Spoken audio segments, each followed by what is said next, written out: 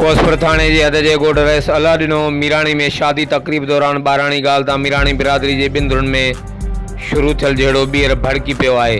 जहिड़े दौरान ॿिन्ही धुरनि जे माण्हुनि राति हिक ॿिए मथां लठियुनि सरोटनि जो आज़ादाना इस्तेमालु कयो, जंहिं सबबि ॿिनि औरतुनि समेत ॿिन्ही धुरनि जा 7 माण्हू ज़ख़्मी थी पिया। वाक़े जी इतला बाद कोसपुर पुलिस वाक़े वारे हंधि पहुची ज़ख़्मी मर्दनि तोड़े औरतुनि खे खणाए शहर जी सरकारी अस्पताल में आंदो, जिते खेनि इब्तिदाई तिबी इमदाद ॾिनी वई।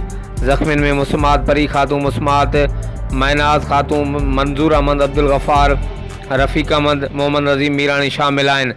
ज़ख़्मियुनि मां ॿिनि जी हालत इंतहाई नाज़ुक हुजण सबबि खेनि कंदकुर सिविल अस्पताल मोकिलियो वियो।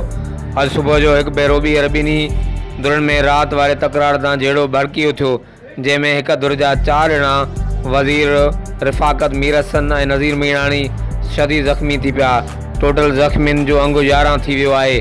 ज़रियनि मूजिबि अलरिनो मीराणी ऐं गफ़ूरो मीराणी जे धुरनि में पुराणो संगावती तकरार तां जहिड़ो हलंदड़ हो ऐं राति ॿाराणी ॻाल्हि तां ॿिन्ही धुरूं जज़्बात में अची शादी तकरीर में विड़ी पियूं, जंहिं सबबि 11 माण्हू ज़ख़्मी थी पिया आहिनि।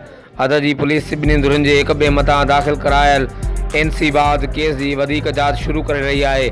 मुतासिर धुर इल्ज़ाम हयो त मीराणी बिरादरी जो चङो मुड़ुसु केस में मुदाख़लत करे रहियो आहे।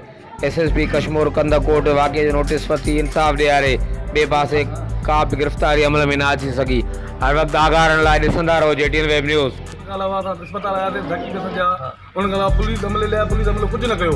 सरदार नसीर खान चवण ते उन चवण था उनके बावजूद FIR न कई और उन गला उन जो मेडिकल सर्टिफिकेट मिले तरे ना इशू कंदा नी गाल के उन का भी गाल न कई और उन गला सुबह सहेला चले घर में संग विड़ी आन घर में फटी बयान ते अन्या भी कुछ न थियो असा इलाज असा इंसान मिले थी मतलब कश्मीर का मतलब क्यों था पिया खुदा रा मदद करे बस यही है भारत हां FIR नसीर खान जोड़ के